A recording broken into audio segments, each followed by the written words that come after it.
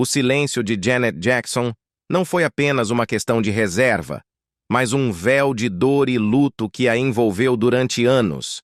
Em 2009, seu irmão, o incomparável Michael Jackson, faleceu inesperadamente, causando choque na indústria do entretenimento e no mundo todo. Nos anos que se seguiram, Janet, cuja relação com seu irmão era multifacetada e às vezes complicada, manteve sua paz, escolhendo processar sua dor em privado. Mas agora, ela fez uma revelação que vai te deixar sem palavras. Vamos descobrir o que ela acaba de revelar. Vida familiar precoce. Michael Jackson costumava comentar que a música era uma parte integral do destino de sua família.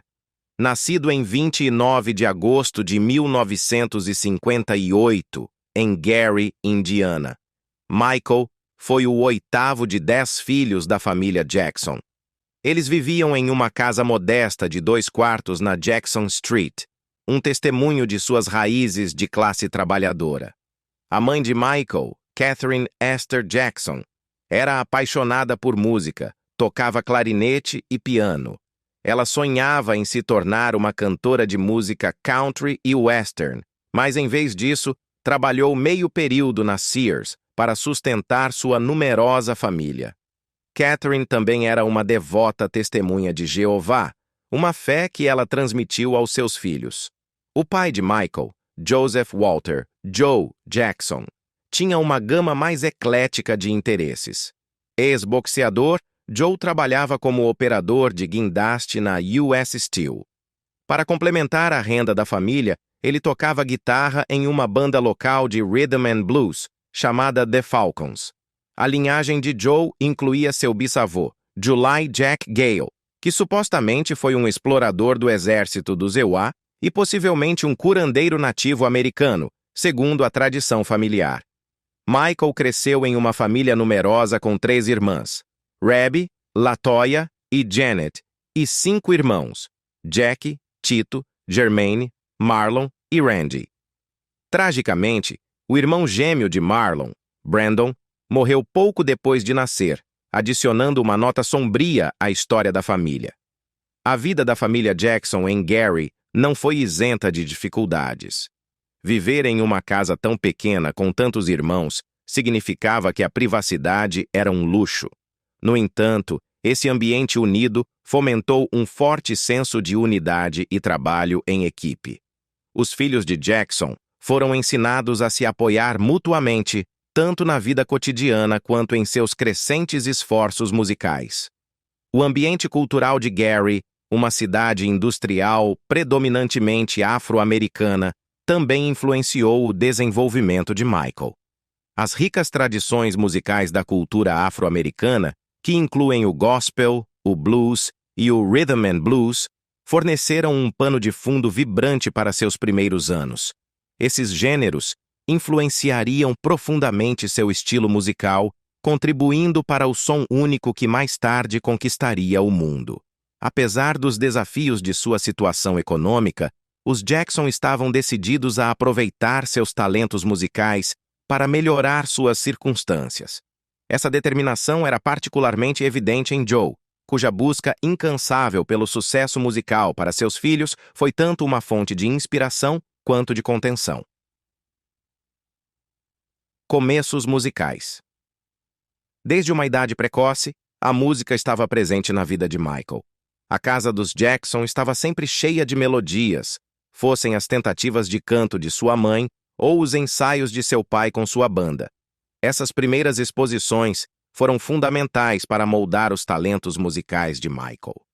A profunda apreciação de Catherine pela música e suas próprias aspirações provavelmente influenciaram a afinidade precoce de Michael pelo ritmo e pelo som. Seu compromisso com sua fé e seu trabalho de meio período também estabeleceram um tom de diligência e espiritualidade que Michael manteve ao longo de sua vida. A paixão de Joe Jackson pela música, apesar das exigências de seu trabalho diário, demonstrou uma tenacidade e resistência que Michael mais tarde retrataria em sua carreira. A participação de Joe na cena musical local expôs Michael à rigorosidade e disciplina exigidas na indústria do entretenimento.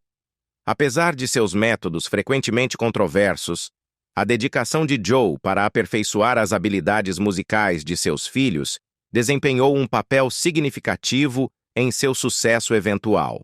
À medida que Michael crescia, seu talento natural se tornava cada vez mais evidente. Mesmo antes de compreender completamente as complexidades da música, ele já demonstrava uma habilidade extraordinária para cantar e dançar. Sua família percebeu seus talentos prodigiosos, que se destacavam mesmo em uma família onde a habilidade musical era comum. A jornada musical da família Jackson tomou um novo rumo quando Tito experimentou secretamente com a guitarra de seu pai, Joe, apesar da rígida proibição de Joe. Na autobiografia de Michael de 1988, Moonwalk, ele explica que Joe havia guardado essa guitarra de seus próprios dias como músico e proibiu seus filhos de tocá-la. Um dia, Tito desafiou essa regra e acidentalmente quebrou uma corda. Temendo a ira de Joe, Tito se escondeu, mas quando Joe insistiu em ver o que Tito poderia fazer com a guitarra, Tito tocou corajosamente, surpreendendo seu pai e dando início à ideia de uma banda familiar.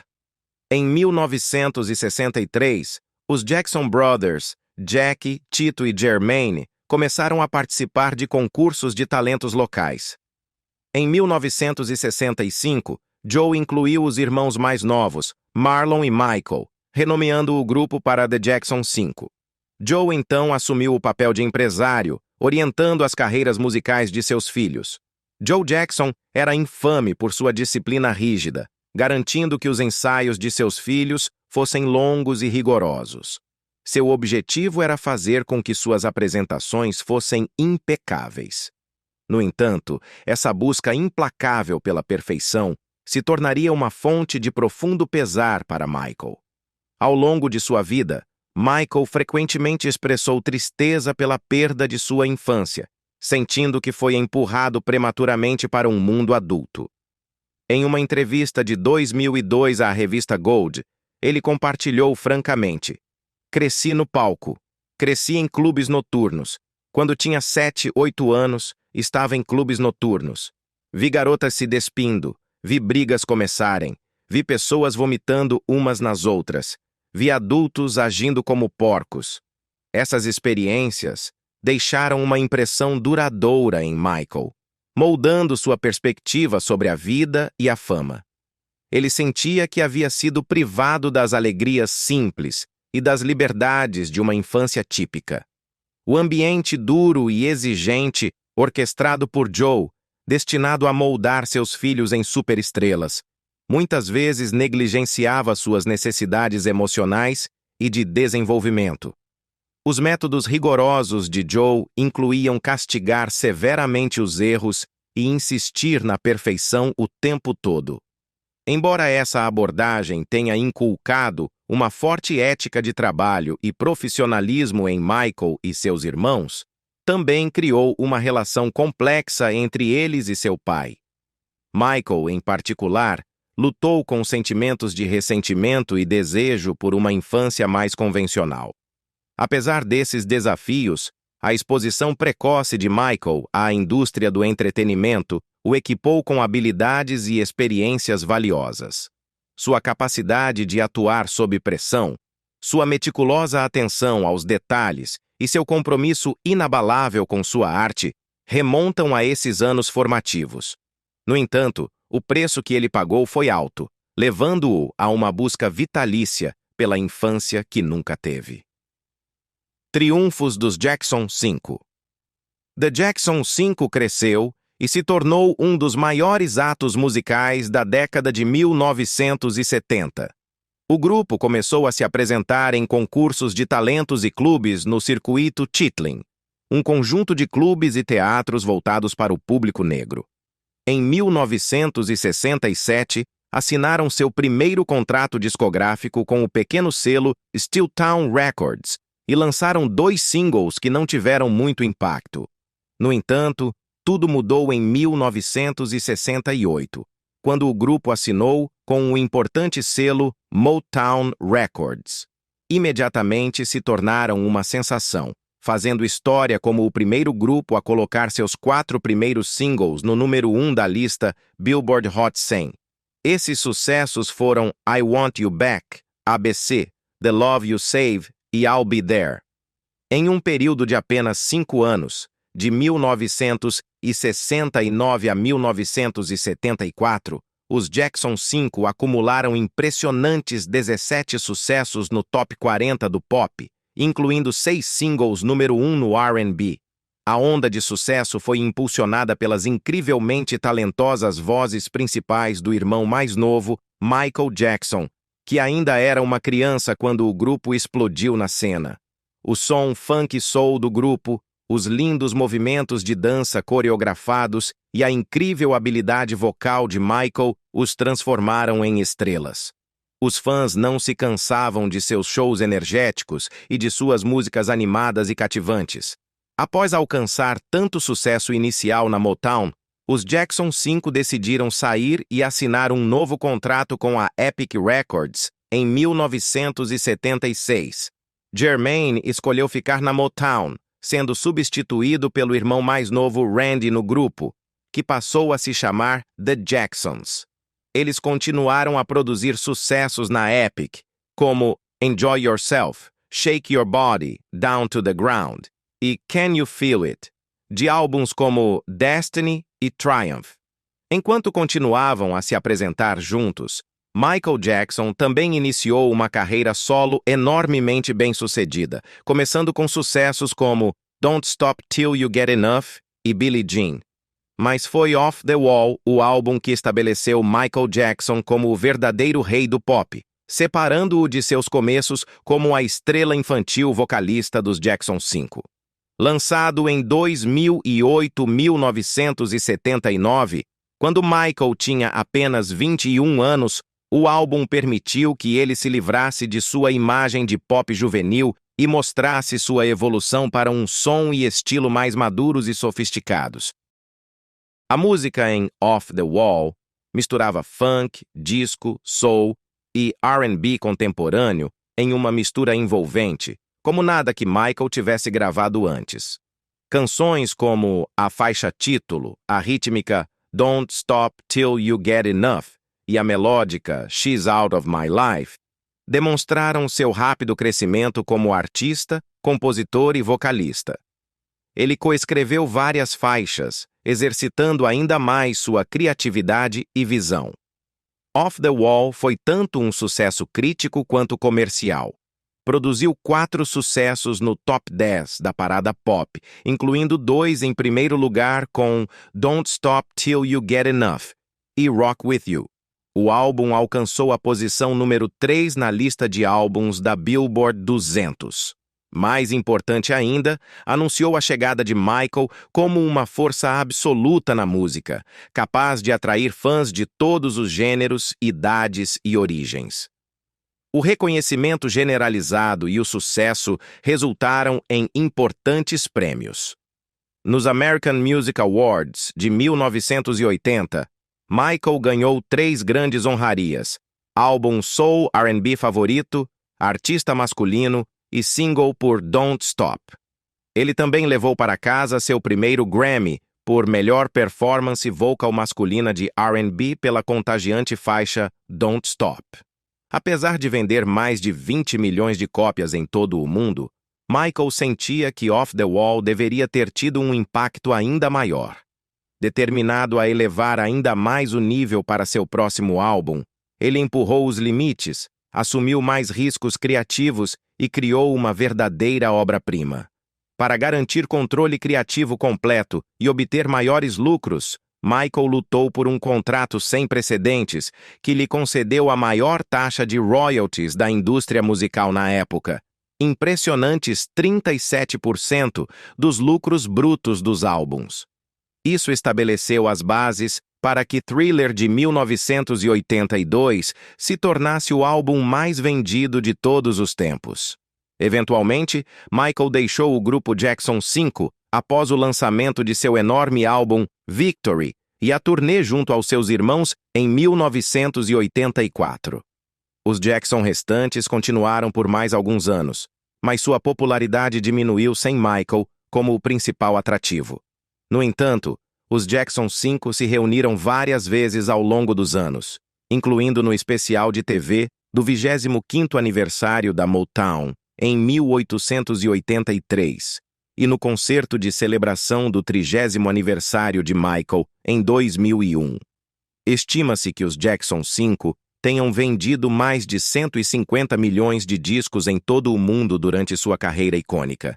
Eles lançaram dezenas de singles e álbuns bem-sucedidos, o que lhes garantiu honrarias como uma estrela na calçada da fama de Hollywood, a inclusão no Hall da Fama do Rock and Roll e músicas como ABC e I Want You Back, classificadas entre as mais influentes da história da música. Poucos artistas impactaram tanto a cultura pop e alcançaram tanto sucesso e reconhecimento duradouro como essa incrivelmente talentosa família de irmãos. Relação tensa de Janet Jackson com seu irmão. Janet Jackson finalmente falou sobre a complicada dinâmica que viveu com seu irmão superestrela Michael ao longo dos anos. Em sua nova série documental, Janet, a icônica cantora de 58 anos, ofereceu aos fãs uma visão íntima de seu vínculo fraternal. Janet revelou que, apesar da diferença de idade de 7 anos, ela e Michael eram extremamente próximos quando eram crianças dentro da numerosa família Jackson. Ela disse que sempre se sentiu mais próxima de Michael do que de seus outros irmãos, e eram inseparáveis enquanto cresciam. Janet mencionou que Michael até lhe deu o apelido de Dunk, derivado de Donkey. Era um nome carinhoso que se referia ao seu traseiro e que ela internalizou, tornando-se consciente disso desde muito jovem. No entanto, Janet admitiu que as zombarias e insultos de Michael sobre seu peso frequentemente iam longe demais e eram profundamente dolorosos. Ela disse que houve ocasiões em que ele a envergonhava cruelmente por seu peso, chamando-a de nomes como porca, cavalo, vaca e outros. Janet afirmou que se ria, mas sentia uma dor interna quando ele comentava que ela estava demasiado gorda. Embora tenham permanecido muito próximos durante a infância, Janet disse que a dinâmica de seu relacionamento começou a mudar quando a carreira solo de Michael explodiu após o lançamento de Thriller em 1982. Ela contou que pela primeira vez sentiu que uma distância estava sendo criada entre eles, descrevendo isso como o momento em que Mike e eu começamos a seguir caminhos separados. Janet notou que, simplesmente, não era tão divertido como costumava ser. Além disso, os escândalos em torno da vida pessoal de Michael impactaram significativamente Janet.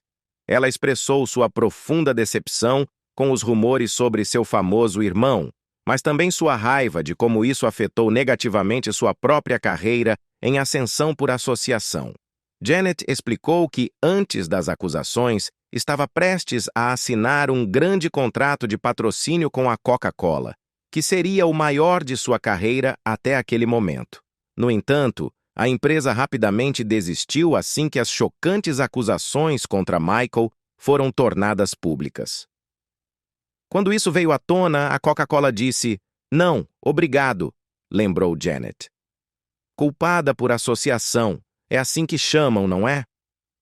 Apesar da tempestade, Janet apoiou Michael e se uniram profissionalmente para a desafiadora música de 1995 Scream, como resposta ao frenesi da mídia em torno das acusações. Janet disse que a música era de Michael, mas ela estava lá para apoiá-lo enquanto ele lidava com a situação. No entanto, o encontro foi breve, pois Janet afirmou que rapidamente se sentiu congelada e excluída pela equipe de Michael durante a gravação do clipe de Scream.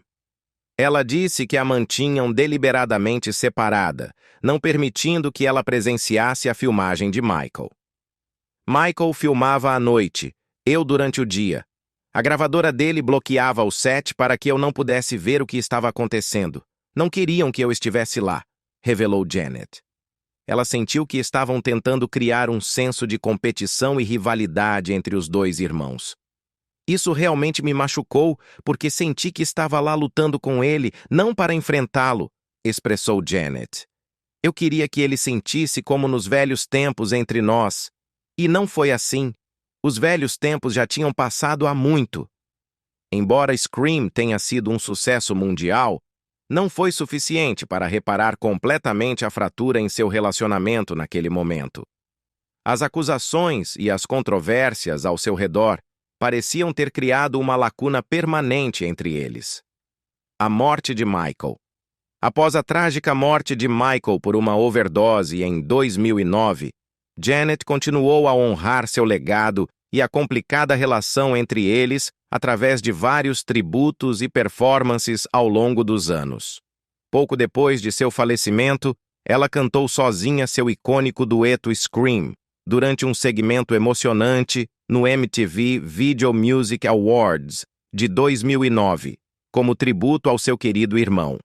Para celebrar o que teria sido o 60º aniversário de Michael em 2018, Janet lançou uma versão do icônico videoclipe de 1992, Remember the Time, colocando sua própria marca no visual clássico ao assumir o trono.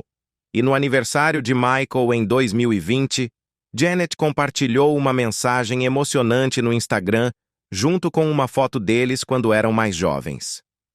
Sinto muito a sua falta, irmão mais velho, escreveu com um emoji de beijo. Inicialmente, ela reprimiu suas emoções como um mecanismo para lidar com a devastação de perder seu amado irmão e confidente da infância. Finalmente consegui começar a chorar. Estava em Paris e foi um desses momentos, revela Janet, sobre quando mais foi afetada. Em algum momento você tem que seguir em frente, e estou tentando fazer isso, mas é realmente difícil. Não passa um dia em que eu não pense nele. Nenhum único dia. Durante anos, Janet lutou para não deixar que a dor a dominasse, mas ela chegou a perceber a importância de processar essas emoções de maneira saudável. Estou me forçando, me obrigando até certo ponto a superar isso porque não é o mais saudável, admite. Durante uma noite particularmente catártica em Paris, Janet se mergulhou nos videoclipes e nas músicas de Michael, como uma forma de terapia melancólica, mas necessária. Passei a noite em Paris, assistindo todos os seus vídeos e ouvindo sua música. Houve momentos em que chorei e momentos que me fizeram rir. Foi bom para mim. Eu precisava disso. Embora ainda o chore diariamente, Janet sabe que precisa encontrar uma maneira de seguir em frente, enquanto mantém viva a memória e a influência de Michael dentro de si. Sua relação foi complicada, oscilando entre extremamente próxima e distante ao longo das décadas. Mas os laços inquebráveis da família garantiram um amor duradouro. Para Janet, o processo de luto envolve celebrar a incrível vida e arte de Michael, enquanto também é honesta sobre as dificuldades e a dor que experimentaram em certos momentos. Só ao abraçar completamente todos os aspectos de sua relação, pode esperar alcançar algum tipo de fechamento. É um progresso lento, mas Janet está comprometida em garantir que o legado de seu irmão continue vivo e vibrante, abrindo seu coração para toda a gama de emoções que a vida dele lhe trouxe. Embora Janet também tenha sido aberta sobre a competitividade, os ciúmes e a dor que às vezes definiram seu vínculo, está claro que o amor entre os dois talentos incríveis perdurou além da trágica morte de Michael. Teorias da conspiração em torno da morte de Michael Jackson. Embora a morte de Michael Jackson em 2009 por uma overdose do anestésico Propofol tenha chocado o mundo, parece que sua insistência em usar a potente droga para ajudá-lo a dormir era um problema que já vinha se desenvolvendo há anos. Surgiram depoimentos que indicam que Jackson havia procurado o Propofol contra o conselho médico, pelo menos uma década antes de sua trágica morte aos 50 anos. A doutora Christine Quinn, uma dentista que havia tratado Jackson anteriormente, relatou um incidente de cerca de 1998 ou 1999, quando a estrela do pop a chamou em um hotel em Beverly Hills, solicitando o medicamento anestésico simplesmente para ajudá-lo a dormir. Quinn explicou que rejeitou o pedido de Jackson de Propofol, advertindo-o de que a inconsciência induzida pela anestesia não é um sono real, não é um sono reparador. No entanto, Jackson estava decidido, insistindo que o sono que ele obtinha sob anestesia era melhor do que qualquer sono normal que pudesse conseguir. Embora Quinn tenha continuado administrando anestesia para os procedimentos dentários subsequentes em Jackson, ela garantiu que nunca forneceu Propofol fora dessas situações após o encontro inicial em que negou seu pedido. Jackson também não voltou a pedir o medicamento, nem tentou prolongar os efeitos da anestesia. Avançando até apenas 2 meses antes de sua morte, em abril de 2009, Jackson ainda tentava desesperadamente obter Propofol como ajuda para dormir, apesar de ter sido advertido sobre seus perigos. A enfermeira Carolyn Lee revelou que Jackson suplicou pelo medicamento anestésico naquele mês. A atitude dele era: eu preciso disso para dormir. Você não entende, não tive uma boa noite de sono. Lembrou Lee sobre a desesperança de Jackson. Ele afirmava que outros médicos haviam garantido que o Propofol era seguro, desde que fosse monitorado, o que Lee refutou firmemente antes de se recusar a fornecê-lo. Uma revisão médica especializada, solicitada durante os procedimentos legais pela morte injusta de Jackson, sugeriu que seu padrão de comportamento indicava que ele poderia estar buscando médicos ilegalmente para alimentar uma adição aos medicamentos opioides prescritos. No entanto, os advogados de Catherine, mãe de Jackson, refutaram essa ideia, argumentando que, embora ele realmente lutasse contra o uso de medicamentos prescritos, ele principalmente recebia potentes medicamentos anestésicos e fármacos durante procedimentos médicos e odontológicos legítimos. Eles sustentavam que Jackson não era um viciado autoadmitido, mas alguém que só procurava doses constantes para controlar sua saúde. Conspiração de assassinato. Mesmo depois de ser divulgado que Michael morreu de uma overdose de Propofol, persistem perguntas e suspeitas sobre o que realmente levou à trágica perda do rei do pop. A filha de Jackson, Paris, e sua irmã Janet estão entre os membros da família que fizeram afirmações surpreendentes de que sua morte não foi simplesmente uma overdose acidental, mas sim um ato premeditado.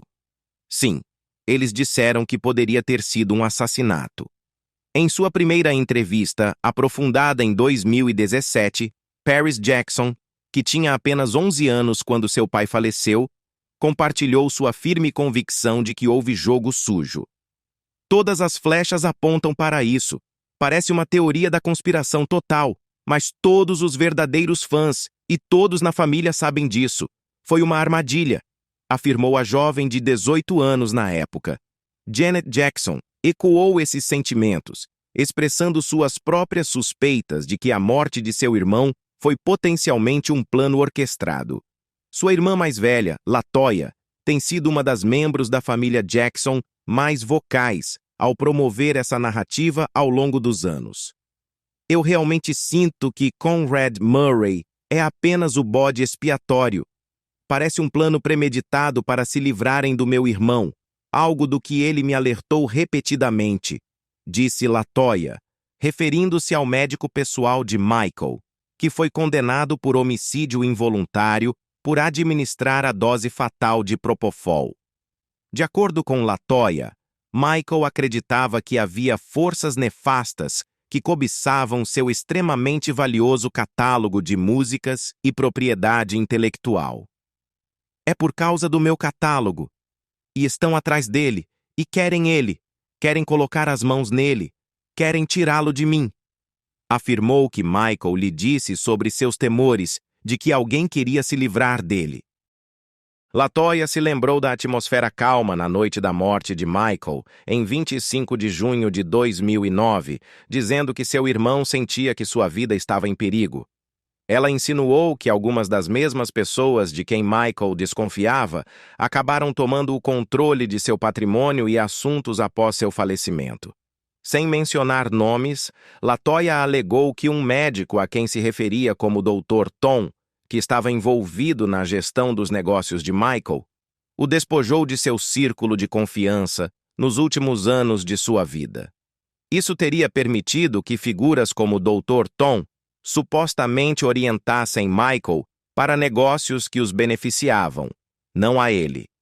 Embora não haja provas concretas para demonstrar um assassinato intencional, a dor, o luto e a aparentemente interminável busca pela verdade da família Jackson são compreensíveis, dado o estrelato global de Michael e as incalculáveis riquezas ligadas à sua arte. Para eles, as peças parecem somar algo mais sinistro do que uma trágica overdose acidental. Também existem teorias marginais que afirmam que Jackson poderia ter sido um alvo da suposta sociedade secreta Illuminati, devido à sua aquisição de direitos de canções extremamente valiosas. Isso, pensam, deve ter sido visto como uma ameaça que talvez tenha levado à sua eliminação. Mesmo sem provas sólidas, essas teorias estão em alta, sugerindo uma série de possíveis responsáveis com uma gama de motivos nefastos para a morte prematura de Michael Jackson. Um dos nomes mais proeminentes mencionados em relação a possíveis conspirações de assassinato é Tommy Mottola, o ex-CEO e presidente da Sony Music Entertainment.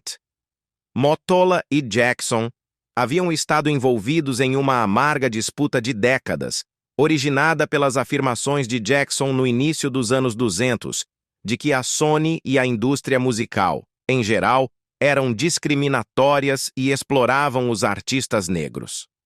Jackson apontou especificamente Mottola, acusando-o de ser um diabo racista e de liderar um sistema que desvalorizava e mal remunerava os músicos negros. Em uma ardente coletiva de imprensa, em 2002, Jackson segurou um pôster que mostrava Mottola, com imagens diabólicas, e brandiu um cartaz que dizia Sony Music mata, deixando exposta a inimizade entre os dois titãs. Esse contexto explica por que Mottola tem sido um alvo frequente de suspeitas por parte dos seguidores de Jackson, que alegam um possível motivo de vingança.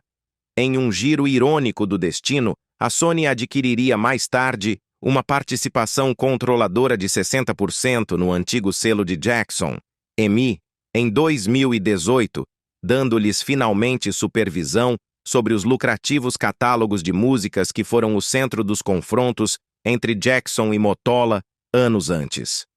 Embora as teorias sobre Mottola sejam circunstanciais, no melhor dos casos, elas destacam o nível de vinganças pessoais, ciúmes e negociações comerciais de alto risco que sombrearam os últimos anos de Jackson e, potencialmente, forneceram motivos para aqueles que buscavam silenciá-lo.